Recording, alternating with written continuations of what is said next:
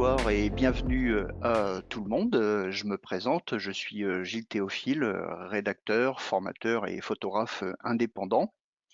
Et aujourd'hui, je vais vous présenter un webinaire consacré à la correction et la retouche de photos de paysages en mettant l'accent notamment sur les réglages locaux ainsi que sur la technologie Clearview qu'on utilisera pas mal ce soir. Alors évidemment, on parlera d'autres outils, d'outils annexes, de méthodes de travail. Je tâcherai de vous passer des trucs et des astuces, bien évidemment. Voilà, donc DxO Labs, je rappelle, est une entreprise française qui est basée à Boulogne-Billancourt, près de Paris et je collabore avec eux depuis, pas mal d'années, depuis 8-9 ans maintenant, puisque je suis, notamment le rédacteur du guide utilisateur. Donc voilà pour, la petite histoire. Donc ce soir, on va traiter, de photos, de paysages pour, cet avant-dernier, webinaire, hein, puisque le prochain, je vous rappelle, est jeudi qui vient là, donc dans, 2 soirs et qui sera lui consacré au flux de travail avec, Lightroom et Photoshop. Alors revenons à nos paysages. Alors j'ai sélectionné un certain nombre de photos, comme vous pouvez voir. Alors chez moi, pas de paysage avec des arbres, des feuilles, hein. Vous voyez, j'habite sur l'estuaire de la Gironde, pas très loin de l'océan Atlantique, hein, à une petite demi-heure d'Ourtin et trois quarts d'heure de Lacano.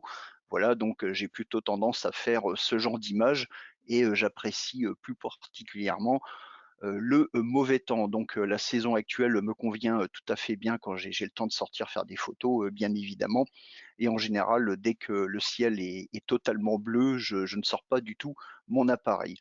Donc voilà pour le genre d'image que je vais vous présenter ce soir. Quoi qu'il en soit, évidemment, les méthodes de travail que je vais expliquer s'appliquent à tous les genres d'images. Après, c'est à vous un petit peu de vous exercer.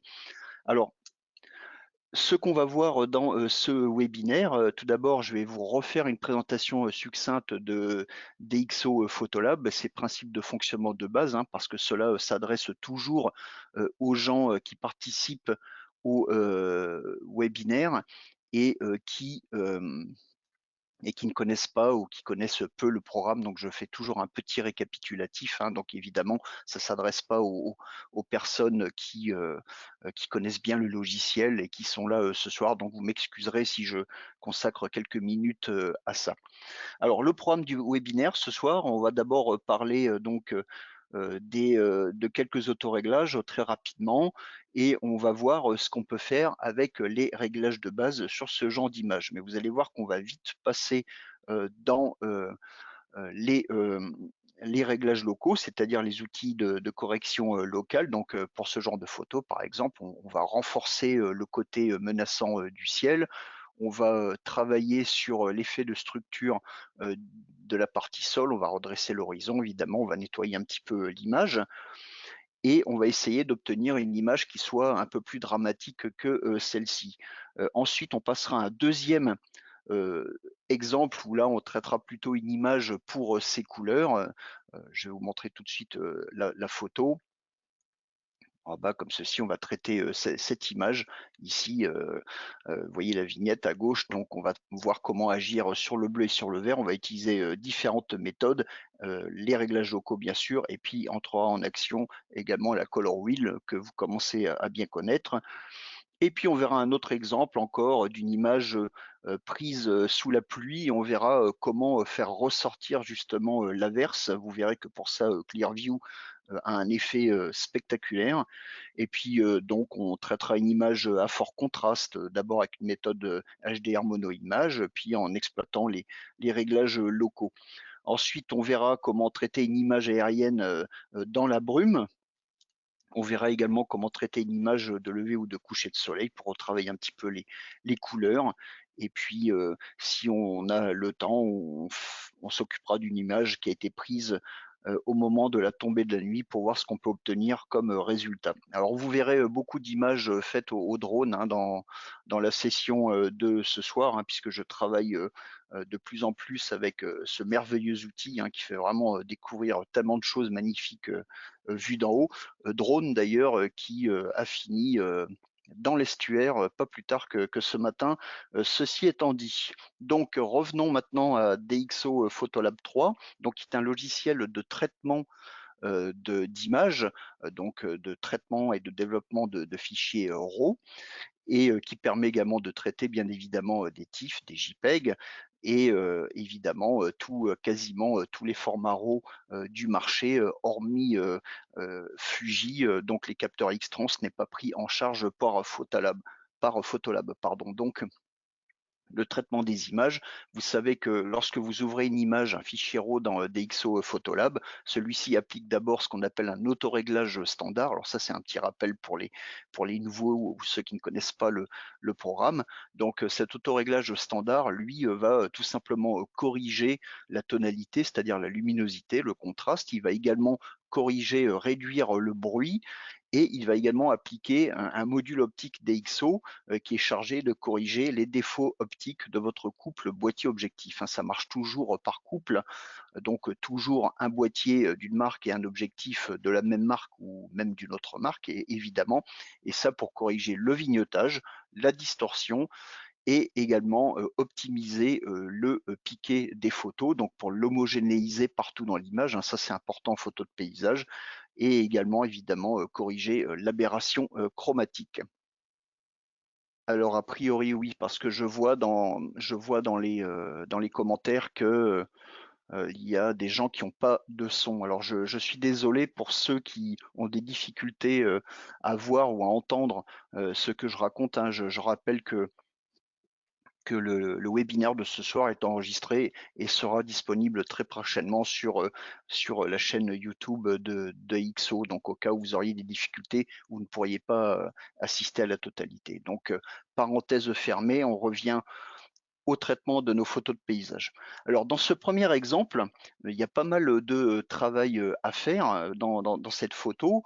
Vous voyez notamment que l'horizon est de travers, le ciel n'est pas très présent, on a cette dominante comme ça un peu chaude, un peu brunasse comme ça de l'image. Bon, c'est également l'estuaire de la Gironde hein, qui a cette couleur avec sa vase, avec ses flots qui sont tout le temps de cette couleur en toute saison et on va voir comment obtenir une image un petit peu plus dramatique. Alors, je ne sais pas si vous travaillez comme ça, mais moi personnellement, il m'arrive de faire assez fréquemment des horizons de travers malgré le quadrillage du viseur et j'aime bien travailler sur une image redressée. Donc la première chose que je vais faire, c'est redresser l'image. Donc je vais tout en haut dans la barre d'outils supérieure et vous voyez ici j'ai mon petit outil horizon, je clique dessus et je vais tout simplement cliquer, tracer comme ça une ligne de référence sur la ligne d'horizon.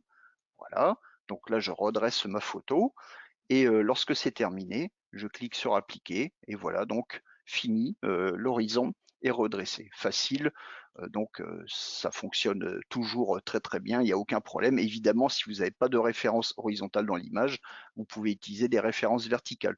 Sachant que dans certains paysages, il n'y a parfois pas de référence du tout.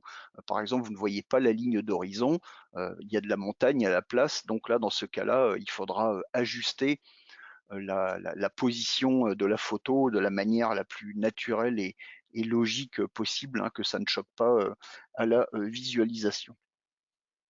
Alors, autre problème de cette image, hormis le fait qu'elle soit un petit peu plate, c'est qu'il y a quelques petites cochonneries, qui traînent dans la photo et on va utiliser notre outil, réparation pour les enlever. Alors je vous montre juste une chose, vous avez ce bouton comparer là qui se trouve tout en haut, comparaison rapide, vous voyez, je clique dessus.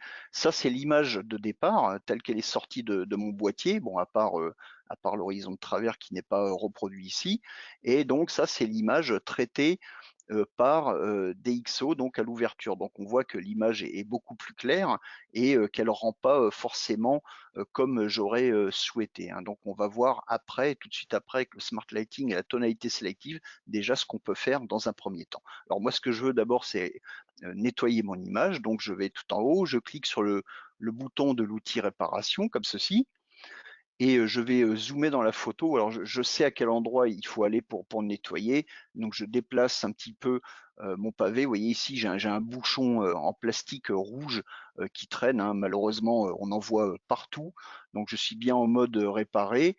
Je vais, mettre l'opacité à 100 tout simplement parce que si je réduis l'opacité, en fait, le bouchon apparaîtra toujours en transparence, hein. Donc pensez à bien régler l'opacité à 100. Ceux qui ont vu les webinaires précédents ont vu comment je procède, hein. J'ajuste le diamètre du pinceau avec, la touche, commande sur Mac ou contrôle sur PC enfoncé, puis avec la molette de la souris, vous voyez, j'ajuste mon diamètre et puis je vais peindre dessus comme ça pour, faire disparaître la tâche. Voilà, je fais une petite retouche comme ça à côté. Et il y a autre chose que j'ai aperçu qui me gêne un peu dans cette photo. Voilà, c'est cet objet. Bon, apparemment, c'est un coquillage, pas du plastique, hein, mais bon, sa couleur fait penser de loin, effectivement, à un bouchon. Alors, on va voir ce qu'on peut faire pour le retirer. Voilà, comme ceci. Bon, c'est pas trop mal, hein. Si on zoome en arrière, évidemment, on ne verra plus ce problème à cet endroit. Donc voilà pour la réparation. Donc le travail de base est effectué. Alors je quitte l'outil réparation comme ceci. Et maintenant, on va voir un petit peu ce qu'on peut faire avec le smart lighting et éventuellement la tonalité sélective pour traiter cette image. Donc là, je vois que le smart lighting est activé, il est en mode uniforme, il est sur mode léger. Je lui dis bon bah c'est pas suffisant pour retrouver de la présence dans le ciel. Donc je clique sur mode comme ceci, je change, je vais sur moyen, et puis là je vois que l'algorithme en fait m'éclaircit le sol et ne touche pas au ciel. Donc on va continuer sur fort comme ceci. Vous voyez donc l'effet est à peu près le même. Ou alors je bascule en mesure spot, même si c'est que pour les visages en principe. Je peux activer l'outil qu'on a vu la semaine dernière avec le traitement des portraits, et puis peut-être tracer un pavé comme ça, donc une zone de pondération, hein, comme ça s'appelle dans le logiciel, sur une partie claire pour assombrir l'image. Mais là, vous voyez que du point de vue contraste, ça ne va pas du tout. Vous voyez là, je suis sur fort, je vais revenir sur léger. Donc c'est peut-être un petit peu mieux, on a un petit peu plus de matière dans le ciel et un sol un petit peu plus dense. Bon, on va revenir au smart lighting, on va laisser la tonalité comme ça et on va voir ce qu'on peut faire avec la tonalité sélective. Donc j'active la sous-palette tonalité sélective et là, avec les différents curseurs, haute lumière, ton moyen, etc., on va essayer de travailler un petit peu. Donc vous voyez ici, j'assombris un peu le ciel. Les tons moyens, je vais également les assombrir. Donc là, c'est la partie basse de l'image qui a plutôt tendance à s'assombrir. Et puis les ombres, éventuellement, donner un petit peu de densité avec les ombres et surtout avec le curseur noir, hein, mais pas trop, hein. Vous voyez que ça part très très vite. Donc on va rester comme ça. Et si on ajoute du contraste, vous voyez, donc je prends le curseur contraste dans la sous-palette contraste. Donc là, effectivement, je peux obtenir quelque chose assez rapidement et de manière fluide, si vous voulez, dans le sens où ces outils permettent de travailler très rapidement en passant d'une image à l'autre. Mais quand même, quelque part, ça ne me convient pas trop. Et je pense que pour ce type d'image, c'est bien de basculer directement dans les outils de réglage locaux et c'est exactement ce qu'on va faire.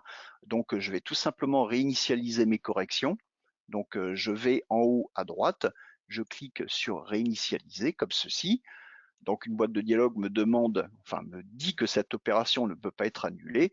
Est-ce que je souhaite continuer? Oui, bien sûr. Alors vous voyez que vous avez une case à cocher, ne plus me demander. Alors ce que je vous conseille fortement de faire dans tout logiciel d'ailleurs, c'est d'éviter de cocher la case ne plus demander. Pourquoi? Parce que je pense qu'il vaut mieux perdre 2 secondes à lire le contenu d'une fenêtre ou d'un warning comme ceci que de faire une bêtise. Même si on est dans du traitement non destructif, qu'on peut toujours revenir en arrière, je veux dire, c'est quand même mieux d'avoir cette sécurité, d'avoir ce petit filet de sécurité. Donc je clique sur oui. Et là, on va aller voir ce que nous proposent les autoréglages, puisque ici, on a obtenu un résultat bon, qu'on accepte ou qu'on n'accepte pas. Donc dans mon cas, je n'ai pas accepté le résultat, donc je vais voir si éventuellement dans les autoréglages, je peux trouver quelque chose d'intéressant. Et vous voyez ici, il y a portrait et paysage. Donc dans paysage neutre, par exemple, si j'applique un autoréglage paysage neutre, ça va me neutraliser cette dominante brune comme ça qu'il y a dans cette photo, mais je trouve que ça la neutralise beaucoup trop. hein. Vous noterez également qu'en faisant ça, qu'en réinitialisant, hein, j'ai également retrouvé mon horizon penché. Donc, dans les autoréglages, sachez que vous avez 4 autoréglages différents pour les paysages, hein, paysages contrastés. Voilà, donc on perd un petit peu de détails ici, on n'a pas trop de présence dans le ciel. Bon, bah écoutez, on va passer dans la retouche locale. Donc je réinitialise comme ceci. Je vais retracer ma ligne d'horizon, bien sûr. Vous voyez, j'active mon outil horizon comme ceci. Voilà, appliquer. Et on va voir maintenant ce que me propose donc les réglages locaux. Alors les réglages locaux, ils s'activent tout en haut, ce grand bouton là, réglages locaux, comme ceci. Et là, on va travailler en plusieurs étapes. On va d'abord renforcer la présence du ciel, et puis après, on va voir ce qu'on peut faire au niveau du sol. Alors évidemment, comme j'ai réinitialisé ma correction ici, j'ai mon petit coquillage blanc qui est revenu, j'ai mon petit bouchon rouge qui est revenu également. Donc pensez également à ce genre de désagrément quand vous cliquez sur réinitialiser, parce que vous revenez vraiment totalement en arrière. Sinon, ce que vous pouvez faire, c'est d'aller chercher euh, les différents outils, puis désactiver ou de les désactiver manuellement, vous voyez, en cliquant sur les boutons bleus, mais bon, c'est pas toujours possible. Alors, donc, ici, pour mon ciel, ce que je vais faire, bah, je vais tout simplement utiliser, vous l'aurez deviné, un filtre gradué. Donc, je suis dans mon image, j'ai les réglages locaux qui sont activés, je vais fermer le volet de gauche pour gagner un petit peu de place, comme ceci, et je fais un clic droit dans mon image. Alors ça, c'est une question qu'on m'avait posée la semaine dernière. Comment accéder aux outils de réglage locaux? Pardon. Comment accéder aux outils de réglage locaux? Bien, tout simplement en faisant le clic droit pour afficher le menu radial. Et là, vous voyez, j'ai le choix entre plusieurs outils. Je prends filtre gradué, comme ceci. Donc, on voit le pointeur de la souris qui s'est transformé en croix.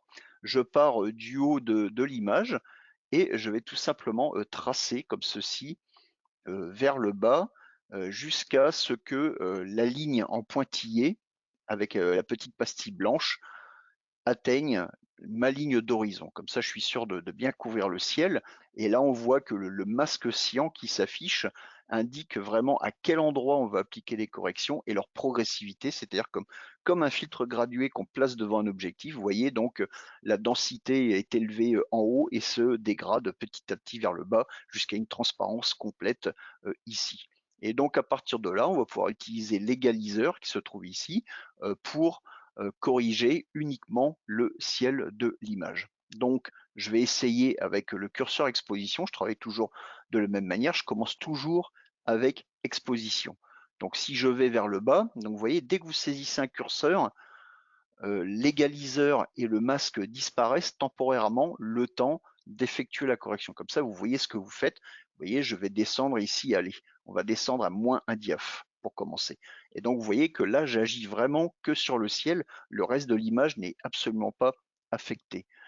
Ensuite, dans ce genre d'image, j'ai tendance à rajouter du contraste dans le ciel, mais de différentes manières. Je pourrais rajouter soit du contraste tout court, hein, donc le curseur de contraste, mais vous voyez, il faut vraiment aller très loin pour aller en chercher. Alors le contraste, ça règle tout simplement l'écart entre les parties les plus sombres et les parties les plus lumineuses de l'image. Donc je ne vais pas utiliser contraste, je reviens à 0. À côté, je ne vais pas non plus utiliser le micro-contraste. Pourquoi? Ben, tout simplement parce que dans cette partie de la photo, on n'a pas vraiment de micro-détails. Alors évidemment, rien n'empêche d'essayer, vous voyez. Donc je pousse micro-contraste vers le haut et effectivement, je commence à avoir un petit peu plus de relief dans mes nuages, mais ce n'est pas non plus cette méthode que j'utilise. J'utilise plutôt ce merveilleux outil qui s'appelle Clearview Plus et qui, lui, est destiné à la correction du voile atmosphérique. Mais il ne fait pas que ça, tout simplement parce que lorsque vous prenez une photo et qu'il y a un petit peu de brume et de voile, ça sucre en quelque sorte les noirs dans vos images, et donc les noirs sont essentiels pour maintenir le contraste de vos photos et également la saturation des couleurs. Donc la brume a tendance à atténuer ces noirs et donc d'agir de manière négative sur la couleur et le contraste de vos images. Et, heu et le fait de récupérer ces informations de noir, ben, permet tout simplement de rebooster, de redynamiser, votre photo, de ce point de vue-là. Donc là, je prends, Clearview Plus comme ceci et je le pousse vers le haut et là, j'y vais franchement. Pourquoi? Parce que je sais que cet outil dans, DxO Photolab est particulièrement performant parce qu'il arrive à contrôler, à contenir la montée, du bruit. Il ne fait pas revenir de vignettage et surtout il ne fait pas revenir, les, poussières qui ont été, corrigées comme certains, autres logiciels. Donc c'est vraiment un outil pour moi qui est indispensable et qui est un vrai progrès en termes de photos de paysage et pas seulement, hein, également, tout ce qui est, tout ce qui est imagerie, technique, vous pouvez l'utiliser par exemple, peut-être pas en portrait bien sûr, mais, en photo d'architecture par exemple pour, redynamiser votre photo, ça marche très, très bien. On a vu à côté qu'il y avait, également l'équivalent des curseurs du panneau de la tonalité sélective, j'en ai pas parlé. Pourquoi? Parce que là, haute lumière, en fait, j'ai pas vraiment de haute lumière dans mon image. Regardez mon histogramme, vous voyez, il est même, décalé, vers la gauche et ça manque de pic ici, donc il n'y a pas de haute lumière cramée. Les tons moyens, bien sûr, il y en a, donc si je descends le curseur ton moyen, vous voyez, j'assombris encore plus mon ciel, je lui donne un effet encore plus dramatique.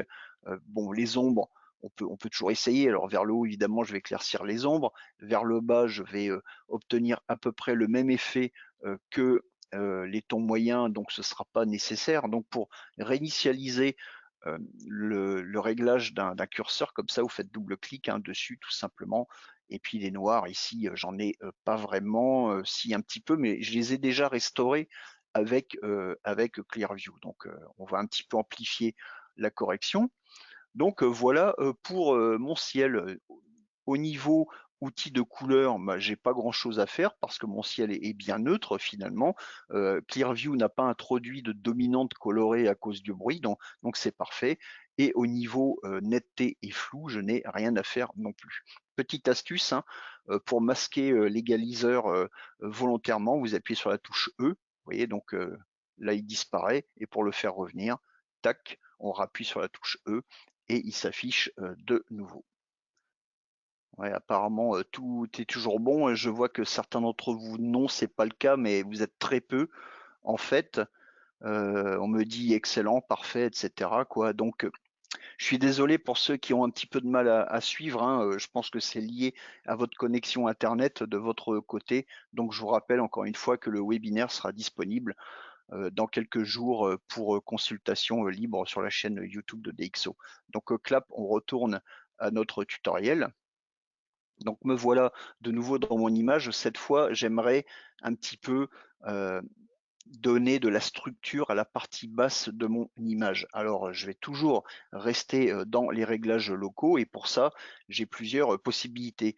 Soit je crée un nouveau filtre gradué, soit je donne un gros coup de pinceau ici avec du micro-contraste par exemple.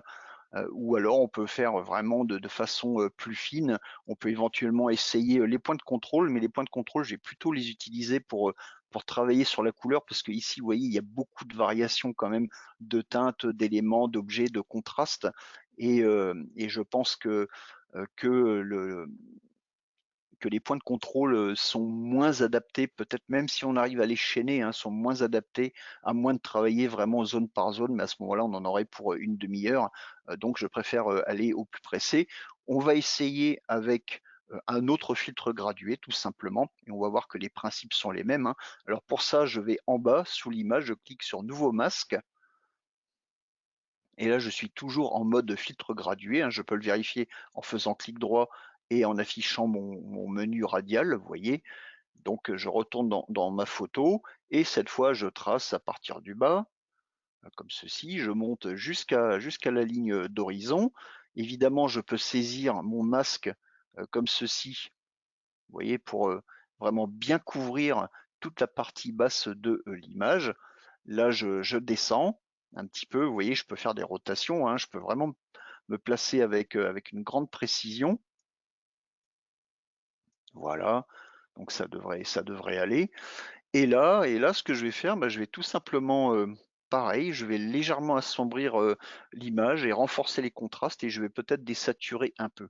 Donc je vais aller dans mon curseur exposition, hein, qui est une valeur sûre, voilà, comme ceci, pas trop. Au niveau, du contraste, on va rester tel quel. Là, par contre, on va pouvoir, pousser le micro-contraste, mais d'abord, je préfère, profiter, du, Clearview, Plus. Vous voyez, donc le Clearview Plus a cet avantage de révéler la structure. Donc on va attendre que l'image rafraîchisse. Donc j'enlève l'égaliseur. Vous voyez, c'est plutôt pas mal, hein. On a de la présence, du détail. Allez, on va donner un petit peu de micro-contraste. Voilà, comme ceci. Alors je surcorrige un petit peu, bien sûr, hein, pour que vous puissiez voir exactement ce qui se passe à l'écran, mais d'une manière générale, allez-y mollo quand même. Mais pour être tout à fait honnête, ce que je vois ici à l'écran, ça me rappelle quand même la scène telle que je l'ai vécue ce jour-là. Ensuite, je vais désaturer un petit peu ce brun. Alors j'ai plusieurs possibilités, hein, dans la section couleurs. Ce que je peux faire, par exemple, je peux voir si je peux refroidir ma température de couleur, voilà, comme ceci. Donc vous voyez que le brun de l'image devient un peu plus froid, tire vers le bleu comme ça. Donc il y a cette possibilité. On peut éventuellement, alors j'ai fait un double clic, hein, sur le curseur température pour le réinitialiser à sa valeur de départ. La teinte, le curseur teinte ici, qui lui n'a rien à voir avec les algorithmes de la DxO Color Wheel et du nouvel outil TSL de Photolab 3, lui, en fait, il va permettre simplement de changer la couleur. Vous voyez, si je veux donner un aspect verdasse à la vase, ici, je vais, je vais vers les bleus ou vers les magentas de l'autre côté. Alors, c'est pas le but de la manœuvre. Sinon, je peux utiliser saturation, vous voyez, et également vibrance pour désaturer mon image quelque peu, comme ceci. Donc, saturation agit de manière linéaire sur l'ensemble des couleurs de l'image, tandis que vibrance agit sur les couleurs les plus vives et entre parenthèses, possède des algorithmes qui optimisent le bleu du ciel et qui également protègent la teinte de la peau. Donc voilà pour cette image, je pense qu'on est pas mal, donc on va pouvoir fermer les réglages locaux comme ceci. On va faire une comparaison avant-après en cliquant sur le bouton.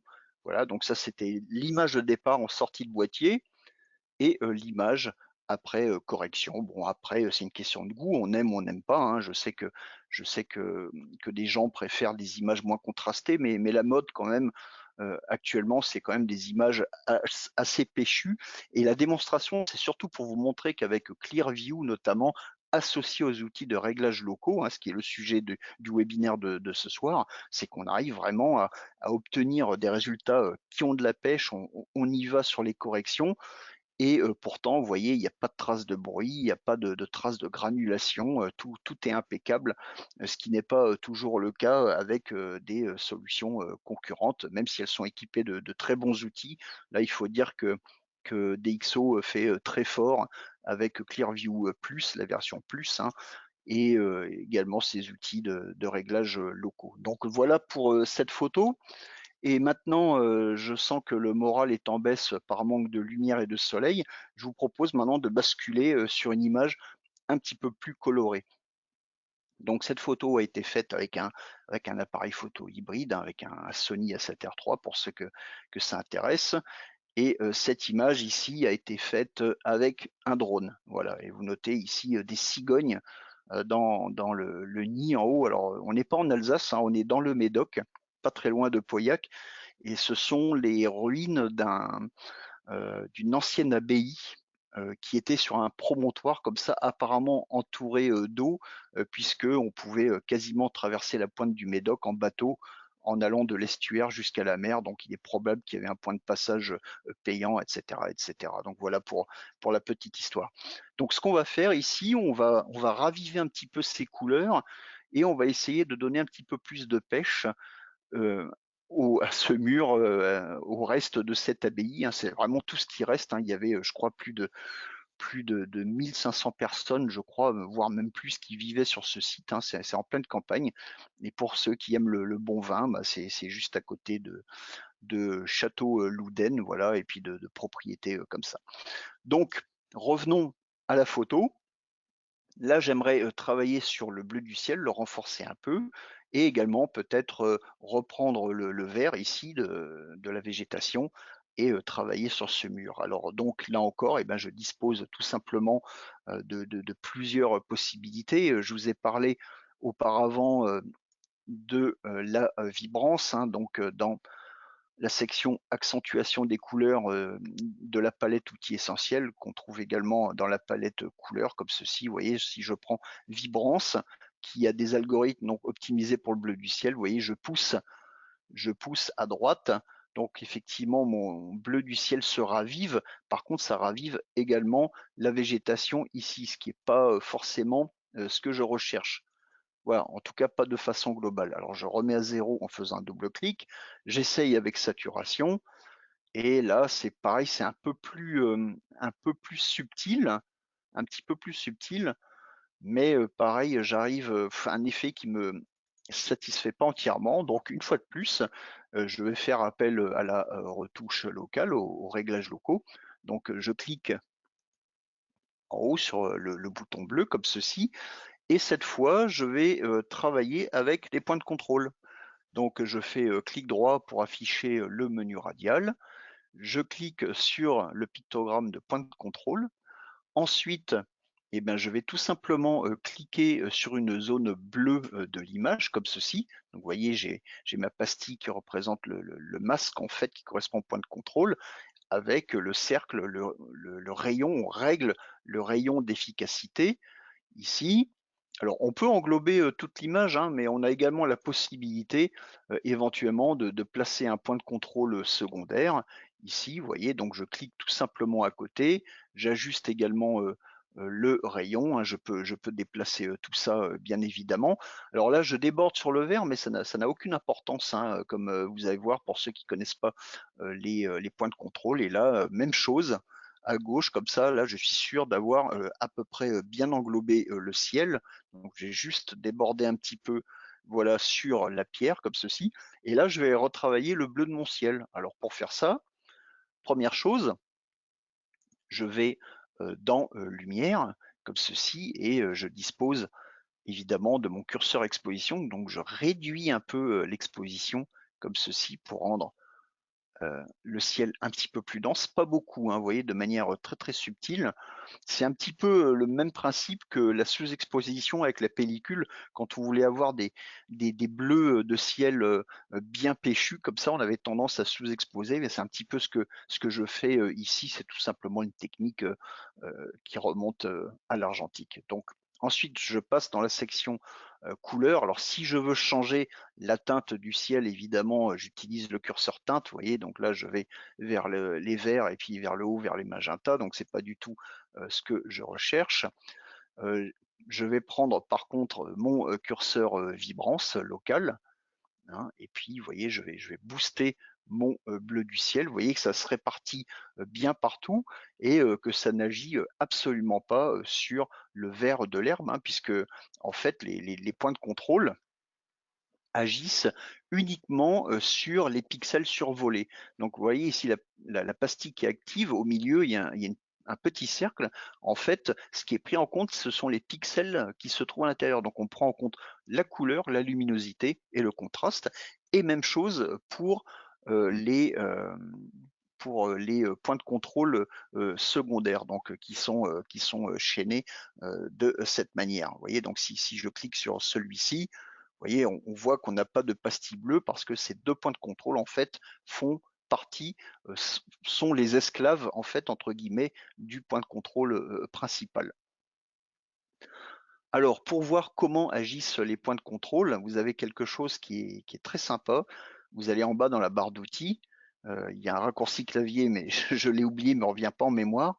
Afficher le masque, regardez ce qui se passe. Donc l'image bascule en mode d'affichage quasi, monochrome et on peut voir que les zones blanches, en fait, correspondent aux endroits où la correction est appliquée à 100. Donc on voit que c'est pas appliqué sur les nuages, ou quasiment pas, et ce n'est pas appliqué non plus au niveau de la végétation. Vous voyez, si je prends par exemple, si je retourne dans luminosité, ici exposition, et que voyez, je réduis fortement l'exposition, vous voyez comme j'agis dans l'image uniquement sur les zones que j'ai sélectionnées. Évidemment, si je me déplace, vous voyez par exemple si je vais sur un nuage, regardez là mon nuage devient blanc et ça veut dire que le curseur exposition agit sur mon nuage. Vous voyez, donc je reviens évidemment dans mon ciel, voilà comme ceci, évidemment en jouant avec le diamètre. Hein, c'est la même chose. Vous voyez ici, cette partie du ciel, là au centre, devient grise. Pourquoi? Eh bien, parce que le rayon d'efficacité n'atteint pas cette partie de l'image. Donc si j'agrandis ce cercle, ce rayon, donc on voit que la correction se propage progressivement un petit peu partout.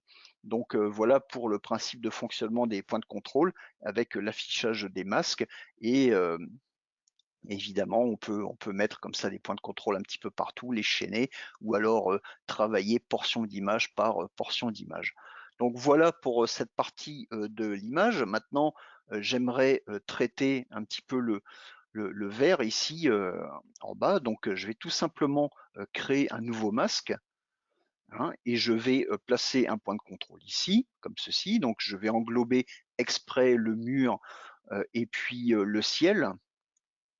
Je vais peut-être également englober enfin, ce qui servait de logement à un vitrail, hein, et je vais chercher un autre verre ici, comme ceci, voilà.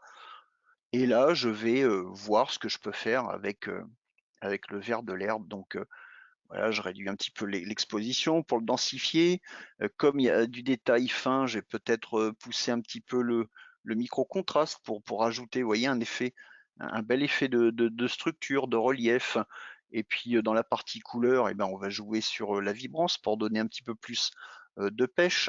Et puis si je trouve que c'est un peu trop vert, eh bien éventuellement, j'agis sur le curseur température de balance des blancs. Vous voyez là, je vais plutôt sur des teintes froides et vers le haut, je vais plutôt sur les teintes chaudes. On va rester sur un réglage standard. Et puis évidemment, avec le curseur teinte, hein, vous le savez maintenant, je peux changer comme ça la couleur. Allez, on va donner un aspect un petit peu plus automnal, comme ceci. Donc voilà pour le nouveau masque. Et maintenant, ce que j'aimerais, c'est au niveau de la pierre ici, c'est lui donner un petit peu plus de pêche. Mais là, je ne vais pas utiliser un point de contrôle. Je vais tout simplement faire clic droit. Je vais sélectionner mon pinceau, mon masque automatique en fait. D'accord? Alors, je vais voilà, créer un nouveau masque, voilà, comme ceci. J'ajuste le diamètre. Alors attendez, je suis en mode gomme parce que j'ai appuyé sur la touche Alt, là regardez. J'ajuste le diamètre avec la touche commande sur Mac et contrôle sur PC. Et regardez, je vais peindre, alors je le fais très rapidement. Là, je vais peindre simplement dans cette structure. Alors, même si je déborde, hein, ça n'a pas d'importance, hein, c'est le masquage auto, c'est-à-dire que le programme est capable de détecter l'endroit sur lequel, l'objet sur lequel je veux intervenir, tout simplement par comparaison de contraste, de couleurs, etc., etc. Donc voilà mon petit égaliseur qui est affiché. Et là, qu'est-ce qu'on va faire? Ben, on va retourner dans la section lumière et devinez quoi? Eh ben, je vais prendre mon curseur micro-contraste. Vous voyez, je vais renforcer euh, le micro-contraste dans les pierres. Je vais peut-être même prendre mon curseur contraste tout court. Vous voyez, là, regardez, je le pousse à fond. Vous voyez l'effet uniquement dans les pierres et pas dans le reste de l'image grâce au masque automatique, tout simplement.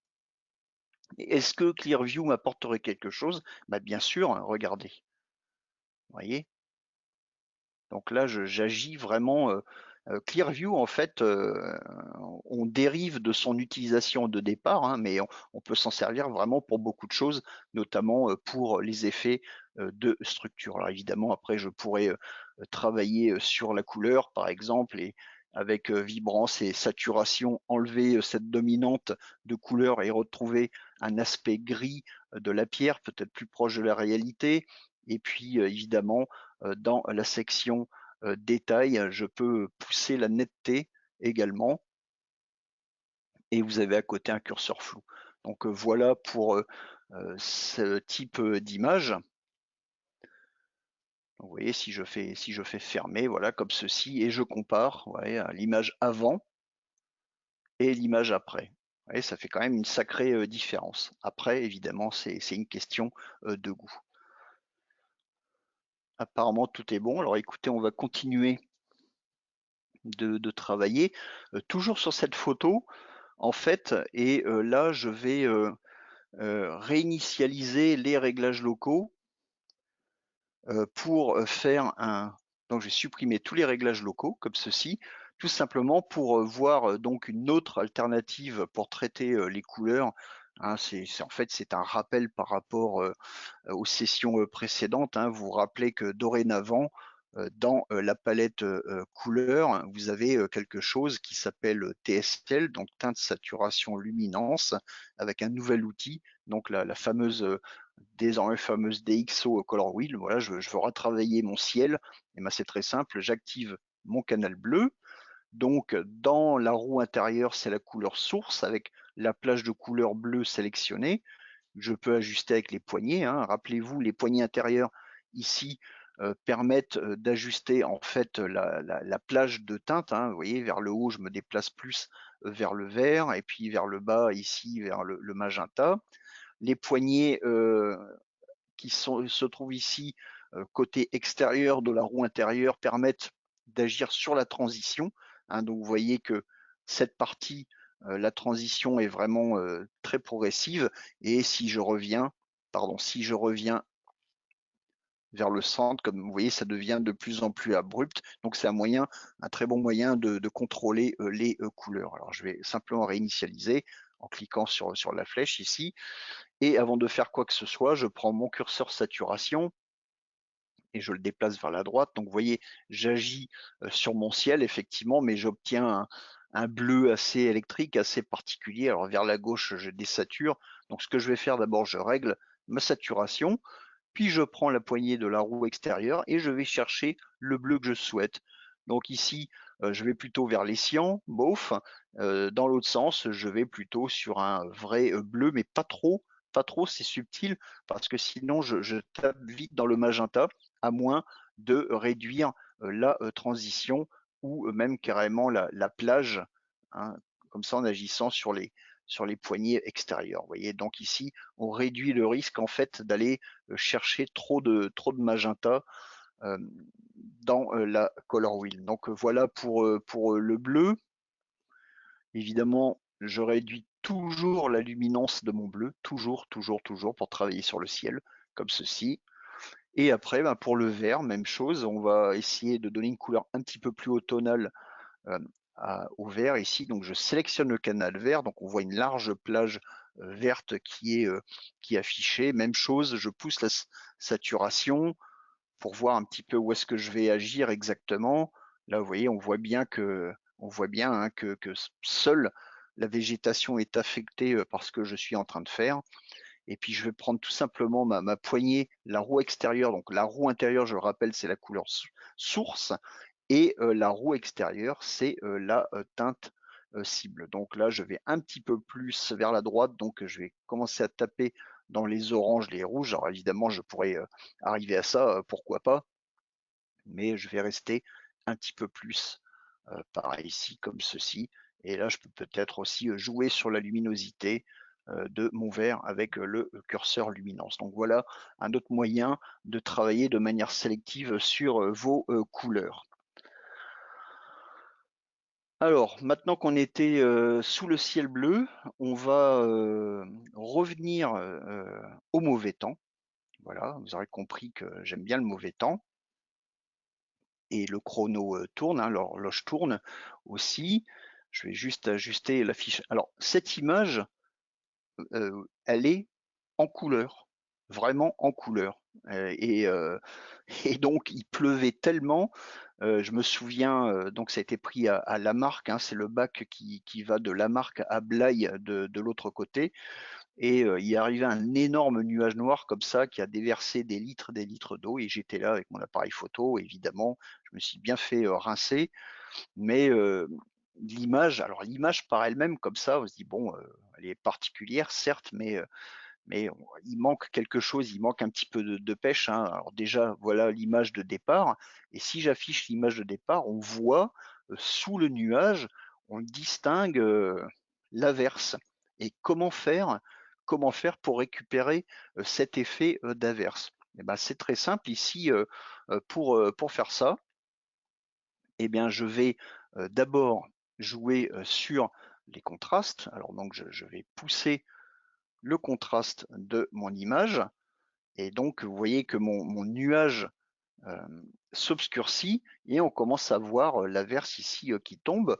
On peut éventuellement renforcer, les micro-détails, ça agit aussi, hein, avec le curseur micro-contraste. Donc on voit, hein, l'averse qui tombe vraiment de plus en plus. Vous noterez qu'il n'y a pas de dérive de couleur ni de bruit, qui monte dans cette partie de l'image, alors que je vous garantis que ailleurs, dans un autre logiciel, ça tire tout de suite sur le rouge magenta. Donc là, ici, on a un excellent contrôle grâce aux technologies qui sont, employées, par, DxO Photolab. Et si ça ne suffit pas, eh bien, que peut-on utiliser? Et là, vous le savez, vous l'avez déjà vu, DxO Clearview Plus. Alors, quand vous, allumez, la sous-palette, le réglage est puissant. Par défaut, on est à un réglage à 50 par défaut. Sur certaines photos, c'est beaucoup, c'est même trop. Mais, sachez que vous avez ce curseur intensité qui vous permet de moduler, la correction. Donc je vais tout simplement activer Clearview et donc paf, regardez, ce que, ça donne. Donc on voit, tout de suite, la pluie.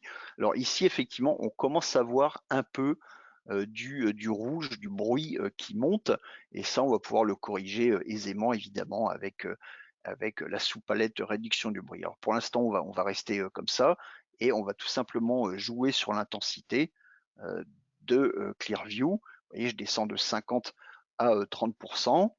Je vais peut-être, réduire le micro-contraste. Donc vous voyez là, je perds de la granulation dans le nuage. Alors je remonte un petit peu, Clearview. Alors toujours chercher, hein, ce qu'on peut faire. Donc là, je remonte à 50 et je vais quand même donner un petit peu de micro-contraste, voilà, comme ceci, pour obtenir, vous voyez là, on voit bien le déluge, qui, nous tombe, dessus. Donc voilà pour ces possibilités, grâce à, Clearview. Alors on va continuer maintenant avec, un autre, exemple.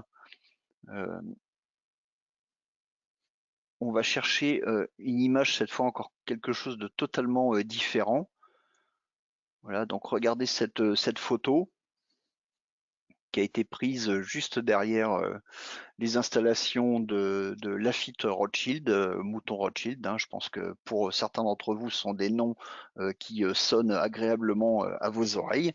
Donc voilà, donc bah, parfois l'estuaire déborde et puis, ça remonte par les chenaux, d'écoulement d'eau qu'il y a partout dans le Médoc et ça remplit, les champs, les prés et donc on se retrouve avec des paysages comme ça, j'étais au bord de la route, tout simplement. Alors je vais vous montrer l'image de départ et je clique sur comparer. Donc voilà ce que m'a fait, DxO Photolab, par, défaut. Alors il m'a récupéré pas mal d'infos dans les haute lumière ici et il m'a également pas mal éclairci, les ombres, donc toujours avec le smart lighting et puis évidemment je peux jouer sur l'intensité, donc si je vais vers la droite, vous voyez, j'éclaircis encore plus, les ombres et si je vais vers la gauche, vous voyez, je retourne progressivement vers l'image originale et d'ailleurs je préfère personnellement comme ça et si avec la tonalité sélective, j'arrive pas à récupérer, suffisamment, de haute lumière, là on voit un petit peu de d'aberration chromatique qui commence, à poindre.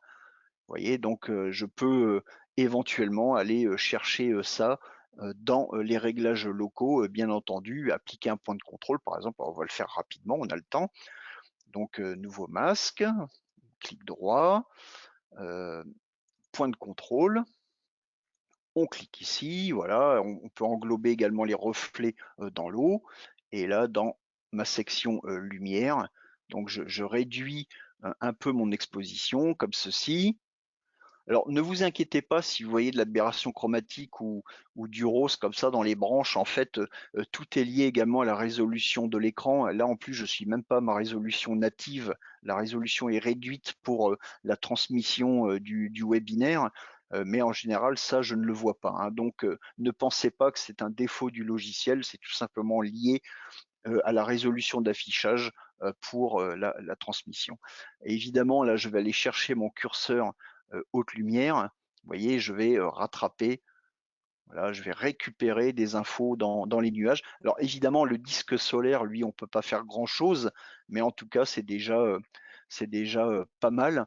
Et puis là, éventuellement, on peut aller avec le micro-contraste, rajouter un petit peu de pêche dans les nuages, parce que quand on joue sur le curseur exposition, parfois, ça agit sur le contraste, ça réduit un petit peu le contraste, et puis évidemment, Clearview peut venir à la rescousse. Donc voilà ce qu'on peut obtenir également comme effet sur ce genre d'image. Donc là, je clique sur fermer, voilà, et je vais voilà, comparer donc avant, après, avant, après. Donc là, on a un effet mono HDR en fait, tout simplement. C'est-à-dire qu'on fait de la HDR mais avec une seule image. En fait, c'est de la HDR, c'est pas de la plage dynamique étendue puisque de toute façon vous n'avez qu'une photo donc qui est limitée par la plage même de l'appareil photo. Mais en tout cas, ça permet de s'approcher de ce genre d'effet. Évidemment, l'idéal ici pour avoir une exposition parfaite partout aurait été de produire deux ou trois photos à des expositions différentes et de les combiner entre elles. Donc voilà pour ce type de photo. Je voulais montrer également une photo aérienne prise dans la brume comme ceci. Et là, devinez quoi? Bah, écoutez, on va encore se servir du smart lighting, notamment. On va essayer de récupérer plus d'infos dans cette partie là où il y a le disque solaire qui tape directement dans le banc de brume. Vous voyez, sur moyen, sur fort, comme ceci. Vous voyez, donc on récupère de l'information et évidemment, toujours la rescousse, DxO Clearview Plus. Alors attention, ça va déchirer. Voilà, en fait, ça déchire, c'est regardez, rien qu'en activant la sous-palette, vous voyez, ça marche vraiment très très bien. Alors peut-être que vous chercherez à avoir un effet global un petit peu plus léger, comme ici, encore ici, vous voyez, entre léger et fort, on récupère surtout de l'information autour du disque solaire, mais regardez au niveau des flots ce qui est possible de faire. Et bien évidemment, si vous ne voulez pas taper dans la brume, les nuages et le ciel, eh bien vous activez les réglages locaux et puis vous tracez tout simplement un filtre gradué ou vous donnez un coup de pinceau dans le bas de l'image avec un peu de micro-contraste et un petit peu de Clearview. Même chose, avant-dernier exemple, rapidement, je voulais vous montrer également une image au lever, au coucher de soleil. Vous voyez, on peut prendre cette photo que je vous ai montrée déjà, je crois, dans un webinaire précédent. Là c'est pareil, vous voyez, si j'active Clearview Plus, vous voyez, donc l'effet, c'est quand même spectaculaire, hein. Évidemment, vous pouvez doser l'intensité, mais regardez, comparé avant. Alors ça, c'est avant avec l'énorme vignetage du drone, de mon drone là qui est au fond de l'eau quelque part, et, l'image après traitement. Alors ça, pour info, c'est une image qui est faite avec un Mavic, je ne veux pas faire de publicité, mais avec un Mavic Pro de première génération à 12 mégapixels. Alors c'est sûr, on est loin de la finesse, de la résolution d'un 5D Mark IV ou d'un Nikon D850, d'un Z7 ou d'un Sony A7R3, mais vous pouvez faire des images qui sont totalement exploitables, hein. Vous pouvez, avec ce petit appareil de 12 mégapixels qui n'a pas beaucoup de dynamique, si vous maîtrisez bien vos paramètres d'exposition, vous pensez à légèrement sous-exposer en vol, par exemple, quand vous avez face soleil, comme ici, vous arrivez à obtenir des images que vous pouvez exposer au format A2 sans aucun problème. Donc si vous avez l'occasion de tomber sur un petit drone comme ça, d'occasion, bah, n'hésite pas, sachez simplement que ça n'aime pas l'eau. Voilà. Donc voilà pour, lever, coucher de soleil. Alors évidemment ici je pourrais tirer avec les réglages locaux un autre filtre gradué. Vous voyez, clic droit, filtre gradué. Voilà, je tire jusqu'à jusqu'en bas ici. Bon, mon horizon un petit peu de travers. Bon, le drone est censé être parfaitement calé par rapport à l'horizon, mais des fois il y a du vent, donc ça bouge un peu. Donc vous voyez ici, je vais réduire un petit peu l'exposition, et puis je vais même chose, récupérer un petit peu de haute lumière, et je passe dans la section couleur, vous voyez. Donc je prends vibrance, je pousse un peu la vibrance, que j'accompagne d'un peu de saturation, vous voyez, pour retrouver un ciel plutôt pas mal, hein, pour un petit appareil comme ça. Et puis mon bateau qui est un petit peu trop bleu, eh bien, je peux le réchauffer avec un. Alors je vais créer un nouveau masque. Voilà, clic droit, je prends mon pinceau automatique. Alors ça, je crois que je l'ai montré lors des tout premiers webinaires de fin octobre. Vous voyez, donc je pince sur mon bateau, et je prends mon curseur température pour le réchauffer un peu, parce que je le trouve un petit peu trop bleu, vous voyez. Donc je le réchauffe légèrement, comme ceci. Et puis ensuite, je vais également l'éclaircir, vous voyez, avec le curseur exposition, tout simplement, mais vraiment subtilement, pas comme ça, hein, bien sûr, hein, mais subtilement, voilà. Donc voilà le résultat obtenu. Donc on a vraiment une latitude de correction qui est importante, y compris sur des images de ce type. Et toute dernière chose, dernière photo également, vous voyez, ça c'est une photo qui a été faite à la tombée de la nuit. Au fond ici, vous pouvez voir le phare de Cordouan. Ça, ce sont les marais qu'on trouve un petit peu partout dans la pointe du Médoc. Il y a des gens ici qui affinent des huîtres dans l'eau plus douce de l'estuaire. Ça fait des huîtres qui sont d'ailleurs très excellentes, qui sont très fruitées. Je vous conseille si vous avez l'occasion de tomber dessus. Et il y a également des élevages de gambas, etc., etc. Donc là, on est vraiment à la pointe du Médoc, avec Soulac qui est un petit peu par là vers la gauche, et donc le phare de Cordoue en face. Donc qu'est-ce qu'on peut faire avec ce genre d'image? Même chose, vous voyez, si je prends simplement mes curseurs de tonalité sélective, ou même les réglages locaux, même chose, vous voyez, j'active un filtre gradué, le truc bien classique maintenant, hein, vous connaissez bien. Hop, on réduit l'exposition, on récupère les hautes lumières, voilà, comme ceci.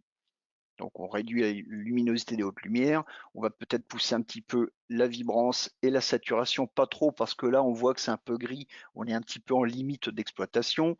Et ensuite, on crée un nouveau masque, on bascule dans la partie basse de l'image, voilà, comme ceci. Je vais jusqu'à la ligne d'horizon, et là je vais tout simplement réduire mon exposition. Je vais fortement pousser mon contraste, comme ceci, vraiment pour retrouver une ambiance nocturne. Et je vais également voir ce que je peux faire avec Clearview, si j'arrive à faire quelque chose avec. Voilà, donc oui, je rajoute vraiment de l'effet de structure avec Clearview. Et ensuite, les hautes lumières, par exemple, eh bien au lieu de les réduire pour récupérer des informations dans l'eau ici, ce que je peux faire peut-être, c'est le contraire, vous voyez, pour donner plus d'éclat aux hautes lumières, pour renforcer en quelque sorte le contraste de mon image. Donc voilà tout ce qu'on peut faire avec les réglages locaux, avec Clearview, en, en mode global comme en mode local, donc avec les outils comme les points de contrôle, le pinceau, le filtre gradué que vous avez pu voir pendant ce webinaire. Donc voilà pour la démonstration. Il est 20 h, ça fait 1 heure pile qu'on tourne. Et bah, écoutez, je vous remercie de votre attention, et ce que je vous propose maintenant, c'est de passer pendant 5-10 minutes à la session des questions. Alors, je vous rappelle, avant de passer aux questions, heu, que, il y a des promotions en cours sur tous les logiciels DxO jusqu'au 24 novembre inclus, donc c'est très bientôt, hein, dépêchez-vous. Alors ces promotions concernent aussi bien les prix de mise à jour et les prix d'achat direct, sachant que que vous disposez également, heu, de la possibilité de télécharger, des versions d'évaluation qui durent 30 jours, donc pour bien vous rendre compte de comment fonctionnent tous ces outils si vous ne les connaissez pas et ces outils, qui s'intègrent également, parfaitement, à un flux de travail avec, Lightroom, ou, Photoshop et ça fera l'objet du prochain et du tout dernier webinaire ce jeudi donc à 19 h où je vous retrouverai avec plaisir. Donc, merci d'avoir assisté à ce webinaire et je vais maintenant, passer à la session, de questions si vous le voulez bien.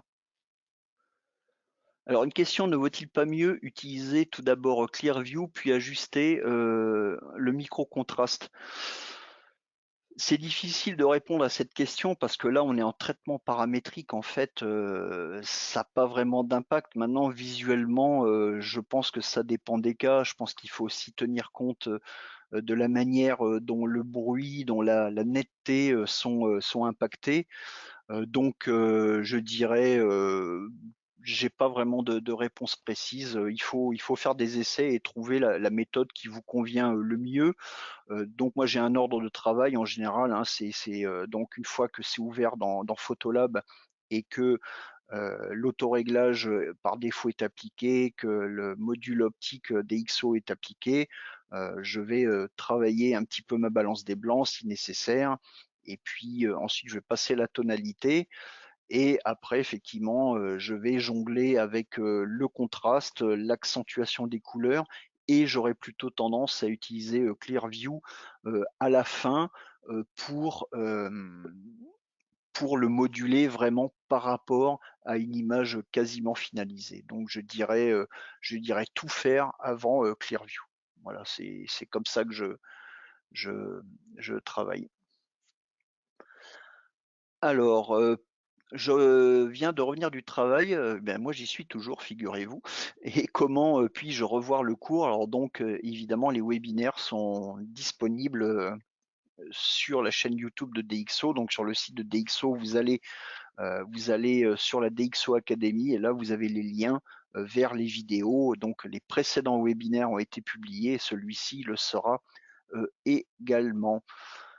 Alors, lorsque j'active les réglages locaux, le menu, sous l'image avec affiche masque et nouveau masque ne s'affiche pas et je suis en version PC. Heu, Est-ce que alors de mémoire, je vais rarement dans la version PC, ces temps-ci. Vous êtes sûr que toutes ces commandes ne se trouvent pas en haut de votre écran en fait, vérifiez? Il me semble que c'est en haut si quelqu'un, parmi vous, peut le confirmer. Ensuite, question commerciale, est-ce que la Nick Collection dont on n'a pas du tout parlé, ce soir, contrairement à la séance sur les portraits la semaine dernière, est-ce qu'elle est intégrée à DxO Photolab, lors de l'achat? Non. Par contre, vous avez la possibilité quand vous achetez la Nick Collection 2 actuellement, il y a DxO Photolab, hem, 2 qui est intégré, donc la version essentielle et vous avez la possibilité de mettre à jour vers la version, 3 bien évidemment et éventuellement vers la version élite. Donc, pas l'inverse. Alors donc, merci, tout le monde me dit: «Merci, bon exposé», bah, c'est très gentil, ça fait plaisir. Hem, Est-ce que DxO va intégrer un outil pour créer des panoramiques? C'est difficile de répondre à cette question parce que je pense que les gens chez DxO sont bien conscients des besoins des photographes, qu'ils ont une liste longue comme le bras de choses à faire. Mais, je dirais, de manière raisonnable et raisonnée, je ne pense pas que ça fasse partie, des, priorités immédiates. Par contre, bien évidemment, dans d'autres logiciels, vous pouvez, tout à fait, créer, des, panoramas et ensuite, importer, les TIFF, directement, dans votre logiciel, DxO, Photolab. Vous voyez? Donc ici, tenez, je vais de nouveau me faire plaisir. Là, je vais mettre un petit peu de Clearview sur, ce panorama. En fait, c'est un TIFF donc que j'ai créé dans Lightroom, hein, si vous voulez tout savoir. Donc c'est un TIFF, et je crois qu'il y a une douzaine d'images verticales, prises à main levée, voilà, tout simplement et donc j'ai exporté ça en TIFF et je l'ai, ouvert dans Photolab et vous voyez que même là, on peut même en TIFF, hein, en sortant du fluoro, on obtient vraiment on a de la matière pour travailler. La preuve, vous voyez, si j'enlève le Clearview et si je le réactive, vous voyez la différence est quand même spectaculaire. Alors, question intéressante là aussi, est-ce qu'avec le filtre radial, on peut exclure une zone, hem, ou un élément de l'image, hein, si je comprends bien, qui est recouvert par le filtre radial? Ben oui, tout à fait, vous mettez en mode gomme avec la touche Alt Option et vous enlevez, l'effet, du filtre radial aux endroits où vous ne souhaitez pas le voir, hein, les montagnes, les bâtiments, les clochers et cetera et cetera. Alors, le curseur uniformité dans Color Wheel, ben, mon ami, il aurait fallu, assister, aux, toutes premières, séances, de présentation de Photolab. En fait, le curseur uniformité, il permet d'égaliser des plages de couleurs. Par exemple, les teintes de la peau, il y a toujours des variations dans un visage, mais le curseur et uniformité, qui est efficace est tellement, subtil dans ses effets, que c'est, quasiment impossible à montrer en webinaire. C'est pour ça, c'est un vrai casse-tête, mais en tout cas, ça fonctionne. Alors essayez de trouver des visages, de corriger, la peau avec la DxO, Color Wheel, hein, avec le canal orange en général et vous regardez les variations de teinte dans la peau et déplacez votre curseur uniformité vers la gauche ou vers la droite pour voir, son impact, sur les couleurs. Alors, ensuite, quand les fonctions particulières de Photolab Mac alors pour une fois que la version Mac est un petit peu en avance sur la version Windows, alors si vous pensez aux mots-clés, ce qui manque pour les mots-clés, oui, c'est prévu, ça va arriver en fin d'année, au mois de décembre avec la prochaine mise à jour, bien entendu. Alors, peut-on utiliser le quadrillage pour les lignes d'horizon qui ne seraient pas visibles? Oui, vous pouvez afficher, la grille, dans, votre image. Vous voyez, afficher la grille avec la touche G, mais c'est pas la grille, hem, qui va vous indiquer à quel endroit réel se trouve votre horizon. Donc, si vous voyez pas du tout l'horizon, ben, il va falloir, ajuster, pivoter légèrement votre photo ou ça se trouve, c'est pas du tout, nécessaire. Donc, la grille, est une aide effectivement, mais elle est une aide surtout si vous avez des références comme ici, verticales et horizontales ou même carrément la ligne d'horizon. Maintenant si vous voyez pas du tout la ligne d'horizon, elle va pas, vous aider, beaucoup, pour ça, j'en ai bien peur. Alors, ensuite, alors pour la barre, de nouveaux masques en haut, mais ou alors c'est dans une fenêtre flottante, il me semble, une fenêtre qui se balade sur l'image, mais ça y est forcément quoi. Il y a forcément ces commandes ou tout au moins, réinitialiser et fermer. Alors est-ce que, DxO nous propose de déplacer la palette des outils locaux pour la sortir de l'image? Ah, c'est-à-dire l'égaliseur, mais en fait l'égaliseur il se place en fonction de la position, là où vous posez le masque. Pour l'instant, la seule possibilité, c'est de faire disparaître temporairement avec la touche E. Alors, avec DxO, on ne peut pas éditer directement vers Flickr, par exemple, on doit passer par, un autre logiciel. Effectivement, il n'y a plus, l'export vers, Flickr, dans DxO, Photolab. Donc, vous voyez, si on va en bas, à droite et on clique sur le petit bouton là, on a simplement Verdisk Application Lightroom. Alors pourquoi ça a disparu? Ben, je n'en ai aucune idée, figurez-vous, je ne sais pas. Il faut dire aussi que Flickr a été racheté par, SmugMug, donc je ne sais pas, il y a peut-être eu des changements techniques qui ont fait qu'il était plus possible, tout comme Facebook d'ailleurs, hein, on peut plus exporter vers Facebook à partir d'un ordinateur, il faut passer par, les applications, mobiles. Alors, s'il n'y a pas de nouveau masque dans la version PC, alors très honnêtement, de mémoire, je ne m'en souviens pas. De toute façon, c'est pas bien grave parce que quand vous faites clic droit, pour afficher le menu radial des menus locaux, vous avez ici un bouton, nouveau masque. Donc si jamais effectivement il n'est pas présent en haut ou en bas sur la version PC, hein, honnêtement, je m'en souviens pas, du tout, allez, tout simplement dans le menu radial et là vous trouverez, toutes les commandes qu'il vous faut. Alors ensuite, dernière question. Oui, pour revenir en arrière, bien sûr, il y a les fonctions de undo, de retour en arrière, bien évidemment, comme dans beaucoup de logiciels. D'accord. et sur PC, on me dit que l'envoi sur Flickr est encore présent. Bah, vous voyez comme, je vous avoue que je n'ai pas visité la version, Windows, depuis un petit moment, donc je ne pouvais répondre à cette question regardez. Mais sur Mac, effectivement, tout passe par le système d'exploitation. Maintenant, pourquoi ça n'y est plus, je n'en ai aucune idée. Voilà, il est 20h15, quasiment, et puis, voilà donc une belle longue séance, l'avant-dernière, et j'espère que je vais, tous, vous retrouver, jeudi. Et jeudi, justement, on parlera du flux de travail de DxO Photolab avec, Lightroom, avec Photoshop. On parlera également un petit peu de la Nik Collection, hein, puisque ça fait partie des éditeurs externes. Et donc là, on verra exactement comment ça fonctionne. Vous verrez que c'est particulièrement efficace, sachant que DxO Photolab a particulièrement bien soigné son intégration avec, Lightroom, sachant qu'il y a encore beaucoup d'utilisateurs, de Photolab ou même d'Optix Pro à l'époque, qui se servent du logiciel d'Adobe comme catalogueur, tout simplement, en attendant que DxO implémente petit à petit, des fonctionnalités de gestion d'image. Donc, merci, à tous pour votre participation. N'oubliez pas que le webinaire est enregistré et sera, mis à disposition d'ici quelques jours, sur la chaîne YouTube de DxO. Alors merci et à bientôt.